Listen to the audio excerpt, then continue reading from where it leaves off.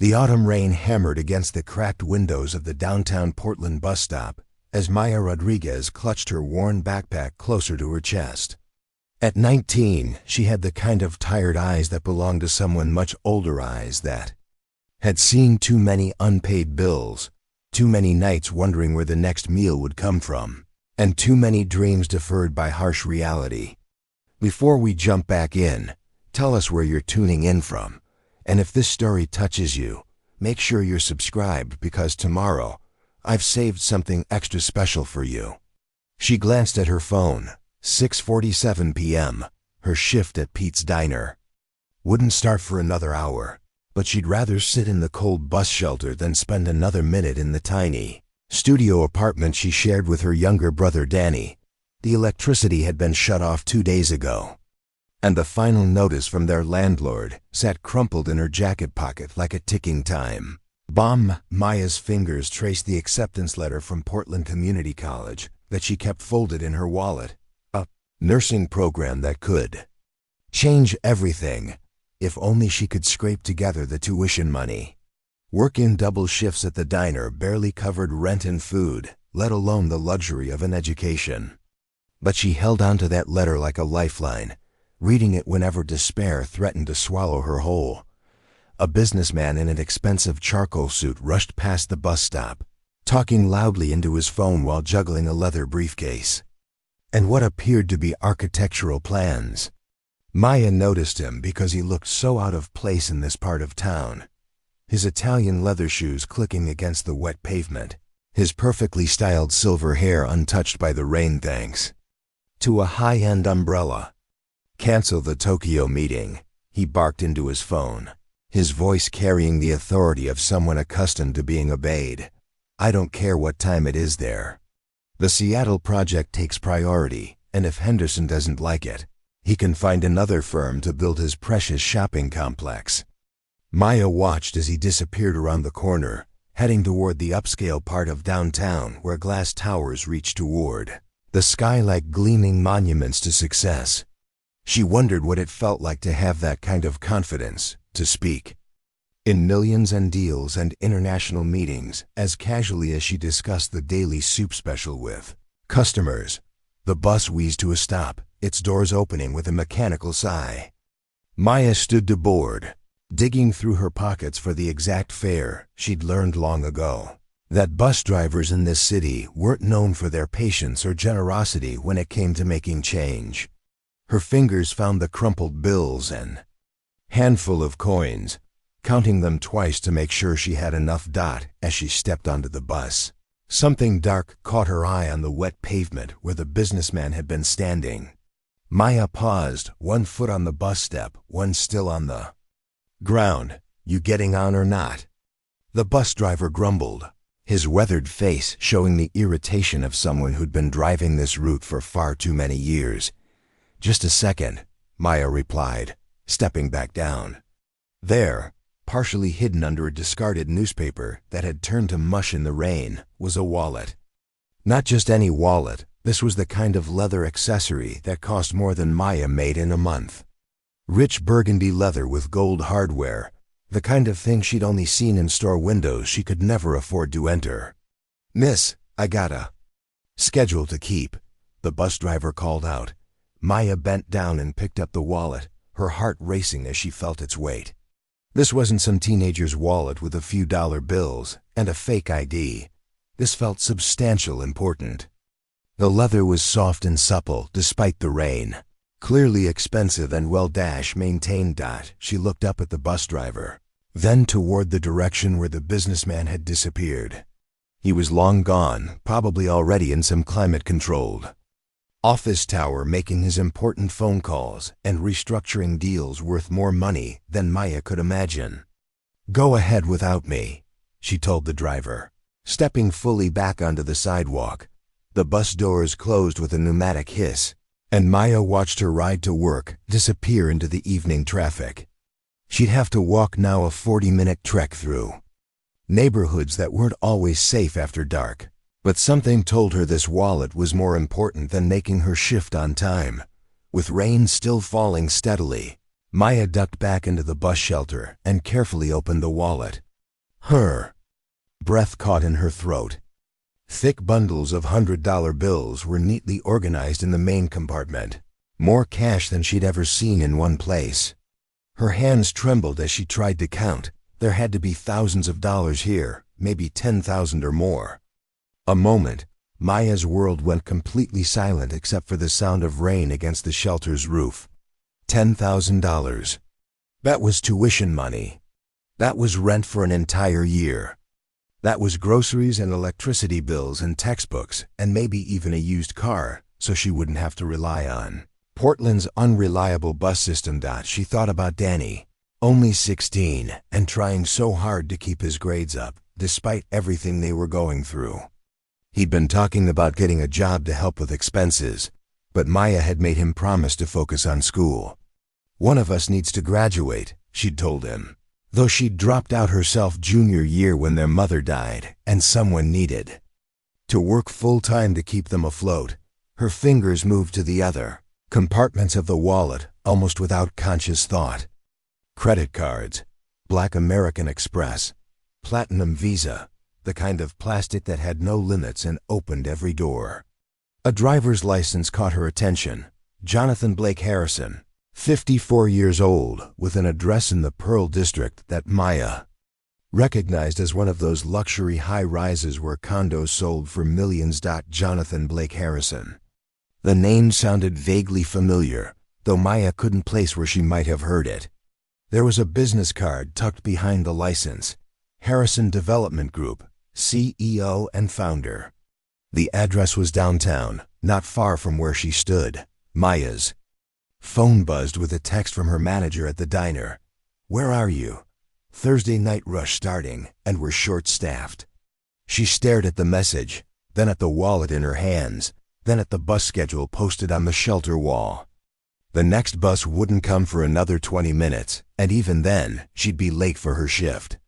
Pete wouldn't fire. Good waitresses were hard to find, and Maya had never missed a day in 8 months, but he'd definitely dock her pay for being late. Money she couldn't afford to lose, but as Maya sat there in the flickering light of the bus shelter, with more money in her hands than she'd ever dreamed of having, she thought about the conversation she'd overheard her neighbors having last week. Mrs. Chun from apartment 4B had found a wallet outside the grocery store with $40 inside, and she'd immediately turned it in to the store manager. $40 might not seem like much to some people, Mrs. Chun had told her friend, but to whoever lost it, it might have been their grocery money for the week. "I know what it's like to lose money you can't afford to lose," Maya thought about. Her mother's voice, still clear in her memory despite 3 years of silence. "Mia," she used to say, "we might not have much, but we have our integrity. That's something nobody can take away from you unless you give it away." The rain began to let up slightly, but Maya barely noticed. She was thinking about the businessman Jonathan Blake Harrison and how frantic he must be right now, realizing his wallet was gone. $10,000 in cash wasn't something you just forgot about. He was probably retracing his steps, calling his credit card companies, maybe even filing a police report. Maya pulled out her phone and looked up Harrison Development Group. The company website loaded slowly on her cracked screen, showing images of gleaming office buildings and luxury residential towers. There was a photo of Jonathan Harrison himself, the same man she'd seen at the bus stop, though in the professional headshot he looked more composed, more powerful. The bio described him as a visionary leader in sustainable urban development, who had transformed Portland's skyline with innovative, environmentally conscious projects. She scrolled through the company's recent projects, recognizing several of the buildings from her daily commutes around the city.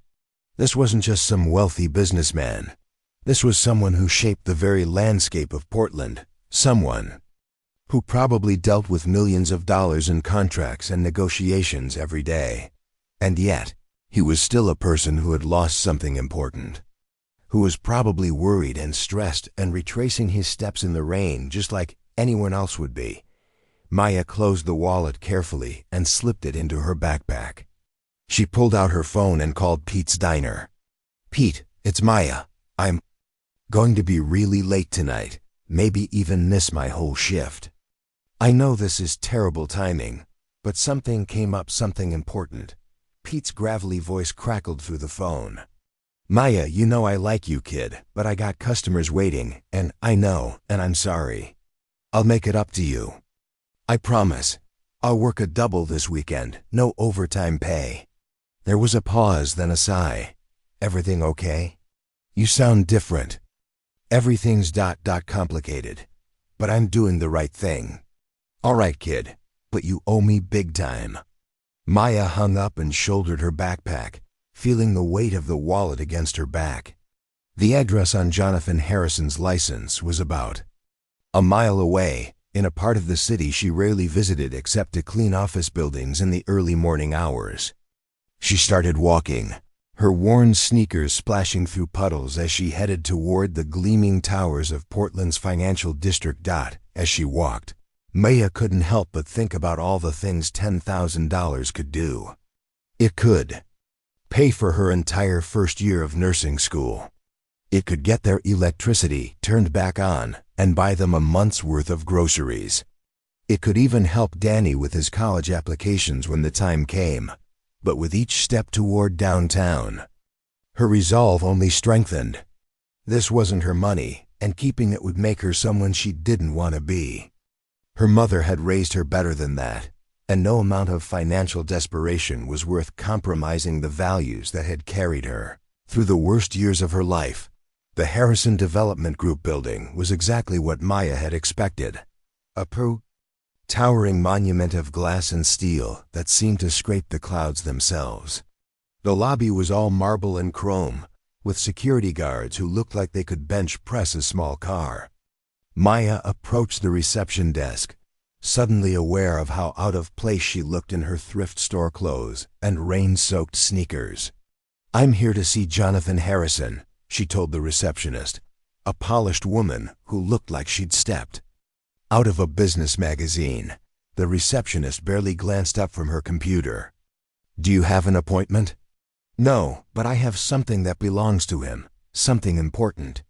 The receptionist's perfectly manicured eyebrow arched slightly as she took in Maya's appearance. The second-hand jeans with a small tear near the knee, the faded jacket that had seen too many Portland winters, the sneakers that squelched slightly with each step. Her expression shifted from professional politeness to barely concealed disdain. Mr. Harrison is in back-to-back meetings until 9 tonight, she said, her tone suggesting that Maya should understand the impossibility of such a request. Perhaps you could leave whatever it is with security, and they'll make sure he gets. Maya glanced toward the security desk, where 2 guards in crisp uniforms were chatting quietly. Something about the idea of handing over the wallet to strangers made her uncomfortable. After carrying this responsibility for the past hour, walking through rain-soaked streets and sacrificing her work shift, she felt a strange protective instinct towards seeing this through personally. It's really important that I speak with him directly, Maya insisted. I found something of his, something valuable, and I think he's probably looking for it. The receptionist's fingers clicked against her keyboard with the mechanical precision of someone who had perfected the art of appearing busy while doing very little. Like I said, security can handle lost items. That's what they're for. Before Maya could respond, the elevator doors across the lobby opened with a soft chime, and Jonathan Harrison himself stepped out, still wearing the same charcoal suit, but now looking considerably more frazzled than he had at the bus stop. His usually perfect hair was slightly disheveled, and he was patting down his pockets with the frantic energy of someone who had lost something important. Sarah, he called to the receptionist, his voice carrying across the marble lobby. Has anyone turned in a wallet, burgundy leather, about this size? He gestured with his hands, and Maya's heart jumped as she recognized the exact dimensions of the wallet in her backpack. The receptionist, Sarah, shook her head. No, sir, nothing's been turned in today. Maya stepped forward, her voice cutting through the space between them. Mr. Harrison? Preparing and narrating this story took us a lot of time, so if you are enjoying it, Subscribe to our channel, it means a lot to us. Now back to the story. Jonathan's head snapped toward her, his sharp blue eyes taking in this unexpected interruption. For a moment, Maya felt like she was being evaluated by someone accustomed to making million-dollar decisions in seconds. She could almost see him, trying to place her, wondering if she was a client, an employee, or someone who had wandered in from the street. "I'm Maya Rodriguez," she said, closing the distance between them. "I found something that belongs to you." The change in Jonathan's expression was immediate and profound. Relief, hope, and something that might have been surprise flickered across his features as Maya carefully removed the wallet from her backpack. She held it out to him, and for a moment, neither of them moved. "You found this?" he asked, taking the wallet with hands that trembled almost imperceptibly. "Where?" "At the bus stop on Morrison Street, about an hour ago. You dropped it when you were getting off a phone call." Jonathan opened the wallet, his fingers quickly checking the contents.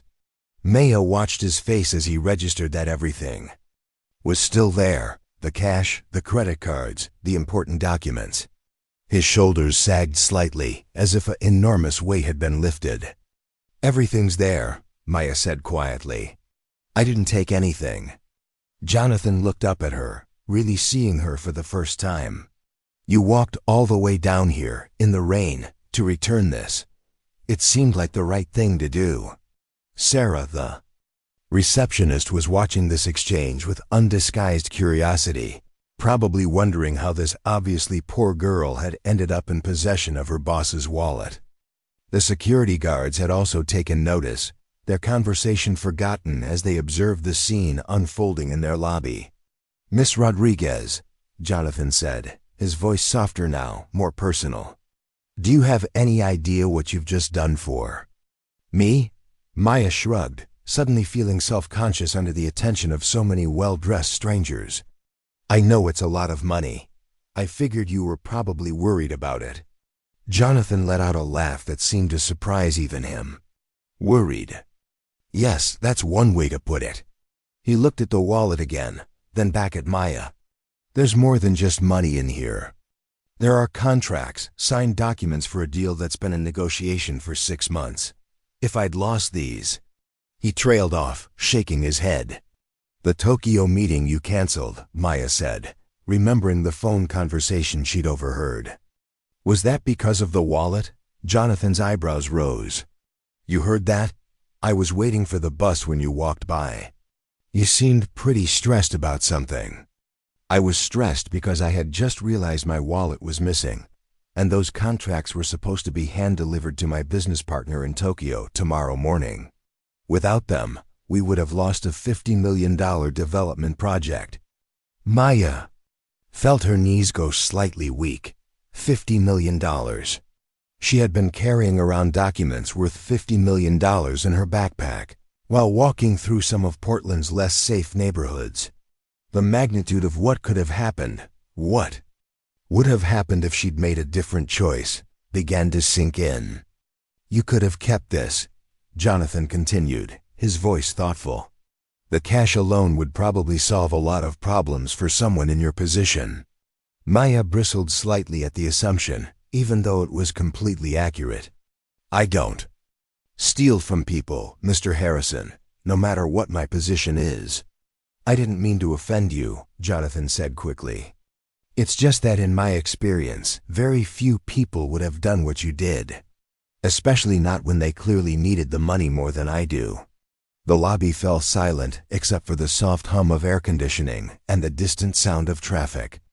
Outside, Maya became acutely aware of how she must look to these people, a teenage girl in thrift store clothes who obviously didn't belong in their world of marble and chrome and business deals, worth more than most people would see in a lifetime. "Well," she said, shifting her backpack on her shoulder, "I should probably get going. I'm already late for work, and my boss is probably wondering where I am." "Wait," Jonathan said, and something in his tone made Maya pause. "I'd like to offer you a reward for your honesty and for saving my company what would have been a catastrophic loss." Maya shook her head immediately. I don't want a reward. I just did what anyone should do. But not everyone would have done it, Jonathan insisted. Trust me on that. In 40 years of business, I've learned that genuine integrity is rarer than you might think. I really don't need anything, Maya said, though even as the words left her mouth, she thought about the electricity bill, the rent notice, the tuition money she couldn't afford. I just wanted to make sure you got your wallet back. Jonathan studied her for a long moment, and Maya had the unsettling feeling that he could see right through her polite refusal to the desperate financial reality underneath. When he spoke again, his voice was careful, measured. What kind of work do you do, Maya? I wait tables at Pete's Diner. It's about a mile from here. And you walked all the way down here instead of going to work? Maya nodded, suddenly realizing how this must sound to a businessman accustomed to thinking in terms of profit and loss. It seemed more important. You gave up a night's wages to return my wallet. It wasn't really a choice, Maya said. I mean, it was a choice, but it wasn't a hard one. The wallet doesn't belong to me. Jonathan exchanged a glance with Sarah, who was still watching this conversation with fascination. When he looked back at Maya, there was something different. In his expression, a kind of recognition, as if he was seeing something in her that reminded him of something or someone important. Maya, I want you to know that what you did tonight matters more than you probably realize. In my line of work, I deal with a lot of people who would take every advantage they could get, who would see an opportunity like this and grab it without a second thought. That's not who I am, Maya said simply. No, it's not. And that's exactly why I'd like to do something for you in return. Not as a reward, but as a thank you. And maybe as an investment in the kind of person Portland needs more of. Maya felt her defenses rising. She'd heard this before from well-meaning people who wanted to help the poor girl with the sad story, and it always came with strings attached. Expectations and assumptions that made her feel like a charity case rather than a person. I appreciate the thought, Mr. Harrison, but I really don't need charity. This isn't charity, Jonathan said firmly. This is business. You've demonstrated something tonight that I value more than any degree or certification: absolute integrity. Under pressure. That's not something you can teach, and it's not something you can fake. The elevator chimed again, and a woman in an expensive pantsuit stepped out, checking her watch with the impatience of someone whose time was measured in billable hours. She spotted Jonathan and headed toward them. John, we need to reschedule the Patterson meeting. His flight was delayed, and she stopped mid-sentence as she noticed Maya, her eyes taking in the same details that had caught Sarah's attention earlier. Amanda, I'll be with you in just a moment, Jonathan said. Maya, this is Amanda Chun, my business partner. Amanda, this is Maya Rodriguez, the young woman who just saved our Tokyo deal. Amanda's expression shifted from impatience to curiosity. Saved our Tokyo deal? She found my wallet with the Nakamura contracts and walked through the rain to return it instead of going to work. Amanda looked at Maya with new interest. You returned it? All of it? Maya nodded, feeling increasingly uncomfortable with being the center of attention. It wasn't mine to keep. Most people wouldn't have seen it that way, Amanda said. Especially not with that much cash involved. Maya works at Pete's Diner, Jonathan continued. She gave up her shift tonight to make sure I got this back. Pete's Diner? Amanda's eyebrows rose. I know that place. Their coffee could wake the dead, and the owner treats his employees like family. Pete's good to us, Maya agreed, surprised that this polished businesswoman knew her workplace. I went to Portland State 20 years ago, Amanda explained. Pete's was where I lived on coffee and determination while I finished my business degree. Made a lot of late-night study sessions possible. Jonathan and Amanda exchanged a look, and Maya had the sense that some kind of silent communication was happening between them. When Jonathan spoke again, his voice carried a new note of certainty. Maya, I'm going to ask you something, and I want you to think carefully before you answer. What would you be doing right now if money weren't an issue? If you could pursue any goal, any dream, without worrying about how to pay for it?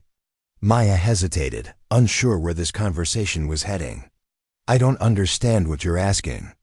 I'm asking about your dreams, Jonathan said simply. What do you want to do with your life? For a moment, Maya's carefully constructed walls wavered. She thought about the acceptance letter in her wallet, about the nursing program that represented everything she wanted but couldn't afford. She thought about Danny and his college applications, about the life she wanted to build for both of them.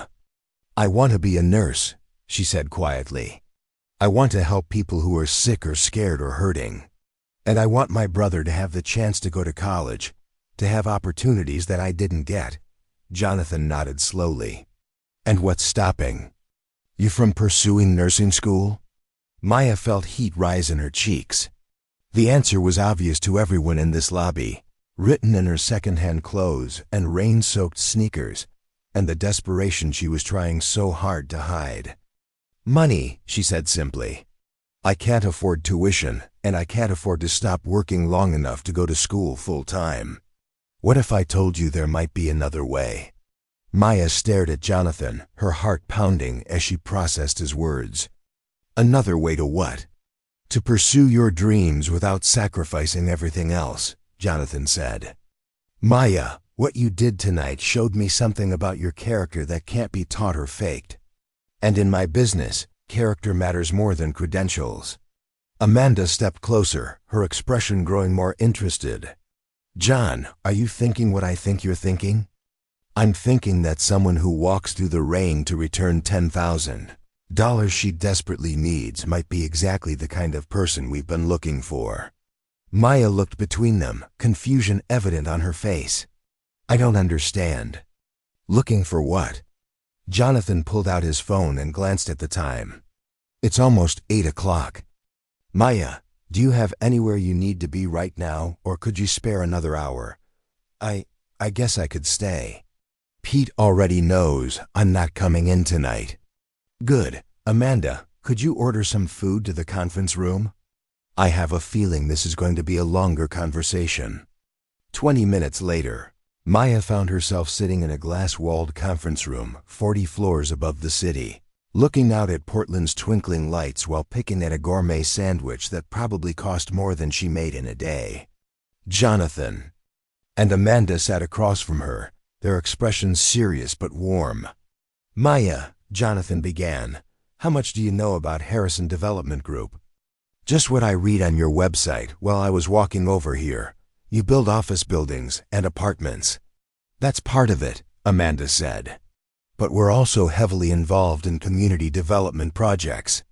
Housing for low-income families, job training programs, educational initiatives.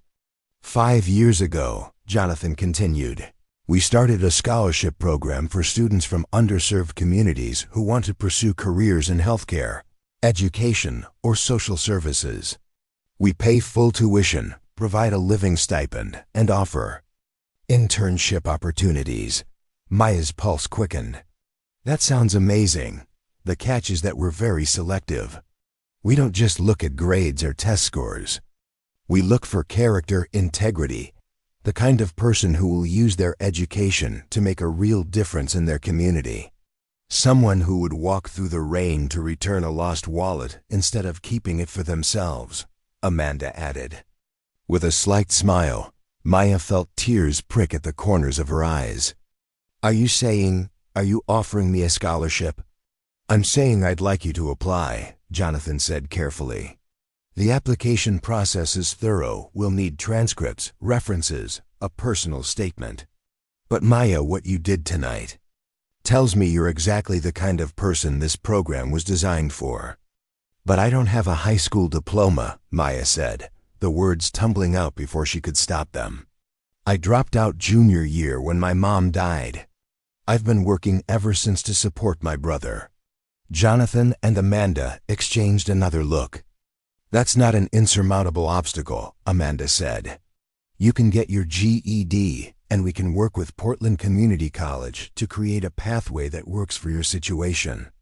Maya set down her sandwich, her hands trembling slightly. Why would you do this? You don't even know me. Maya, Jonathan said, leaning forward, let me tell you something about success. I've built a company worth hundreds of millions of dollars, and I've learned that money is just a tool. What matters is what you do with it, how you use it to make the world a little bit better. He paused, looking out at the city lights. I grew up in a neighborhood not that different from where you probably live now. My father worked construction. My mother cleaned houses. They taught me that your worth isn't measured by what you have, but by what you give. 25 years ago, Amanda added, John could have kept all his success to himself. Instead, he chose to create opportunities for people like us, like you. The scholarship program has helped over 200 students become nurses, teachers, social workers, counselors. People who might never have had that chance otherwise, Jonathan said. People whose integrity and determination matter more than their bank account or their zip code. Maya wiped at her eyes, overwhelmed by the magnitude of what they were offering. I can't believe this is happening. 3 hours ago, I was wondering how I was going to pay rent this month. Maya, Jonathan said gently, I want you to understand something. This isn't charity, and it's not a handout. This is an investment in you, in your community, in the kind of future we want to build together. But it comes with expectations. What kind of expectations? We expect you to work hard, to take your education seriously, to remember that other people's dreams are riding on your success, Amanda explained. And when you finish your nursing program, we hope you'll choose to work somewhere that serves people who need it most. We're not going to micromanage your life or your career choices, Jonathan added. But we hope that someone who walked through the rain to return a stranger's wallet will remember the importance of giving back. Maya nodded, her mind racing with possibilities she'd never dared to imagine. What about my brother? Danny's still in high school, and if I'm in school full-time, the living stipend should be enough to cover basic expenses for both of you, Amanda said.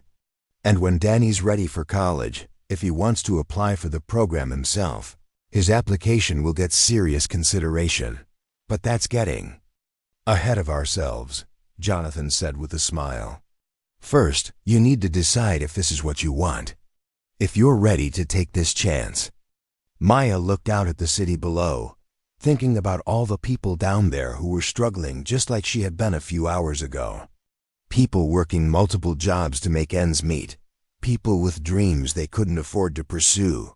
People who felt invisible in a world that seemed designed for others. If I do this, she said slowly, and I become a nurse, I want to work in a community clinic. Somewhere that serves people who can't afford health care, who don't have insurance, who get turned away from other places. Jonathan's face broke into a genuine smile. Maya Rodriguez, that is exactly what I hoped you'd say. So you'll apply? Amanda asked. Maya thought about the acceptance letter in her wallet, about all the nights she'd dreamed of a different life. While serving coffee to customers who barely saw her, she thought about Danny and the future she wanted to build for both of them. And she thought about her mother's voice, telling her that integrity was something nobody could take away unless you gave it away. Yes, she said, her voice growing stronger. Yes, I'll apply. Jonathan reached across the table and shook her hand. Then let's get started. Amanda, could you have legal draw up the preliminary paperwork? And Maya, I'll need you to come in tomorrow morning to meet with our education coordinator. Tomorrow morning, but I have to work. Actually, Jonathan said, pulling out his phone, let me call Pete. I think he'll understand when I explain the situation. As Jonathan dialed, Maya sank back in her chair, overwhelmed by how completely her life had changed in the span of a single evening. A few hours ago, she'd been sitting in a bus shelter with $10,000 in her hands, choosing between desperation and integrity. Now she was sitting 40 floors above the city, talking about scholarship programs and nursing school and a future she'd only dreamed about. "Pete, this is Jonathan Harrison." "Yes, from Harrison Development. I'm calling about one of your employees, Maya Rodriguez. Actually, she just did something that's going to change her life, and I hope change a lot of other lives too." Maya listened as Jonathan explained the situation to her boss, watched Amanda taking notes about application procedures and timelines, and felt something she hadn't experienced in years: hope. Real, tangible hope for a future that extended beyond just surviving to the next paycheck. When Jonathan hung up the phone, he was grinning. "Pete says congratulations, and that you'd better come back and visit when you're a famous nurse saving lives." "He really said that?" "He also said he always knew you were going to do something special with your life. Apparently, you're the only employee he's ever had who gives free coffee to homeless customers when she thinks he's not looking." Maya felt her cheeks burn. "How did he—" "Maya," Amanda said softly, "people notice when you do good things, even when you think nobody's watching. That's part of what makes character so powerful. It's who you are when you think it doesn't matter." As they gathered their things to leave, Jonathan handed Maya a business card. "This has my direct number on it. If you need anything at all during this process, you call me." "And Maya?" "Yes? Thank you for reminding me why we do this work, and for showing me that there are still people in the world who choose what's right over what's easy." Walking out of the Harrison Development Group building, Maya felt like she was floating. The rain had stopped, and the city streets gleamed under the streetlights like they'd been washed clean and made new. She pulled out her phone and called. "Danny, Maya, where have you been? I've been worried sick." "Danny," she said, her voice thick with emotion, "you're never going to believe what just happened." "And Danny? Start thinking about which college you want to go to, because we're both going to make it. We're both going to be okay." As she walked home through the transformed city, Maya understood that sometimes the most important moments in life come disguised as simple choices. Return a wallet or keep it. Do what's right or do what's easy. Trust in integrity or give in to desperation. And sometimes, when you choose correctly, the universe has a way of choosing you back. Up next, you've got 2 more standout stories right on your screen.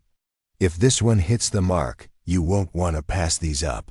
Just click and check them out. And don't forget to subscribe and turn on the notification bell so you don't miss any upload from us.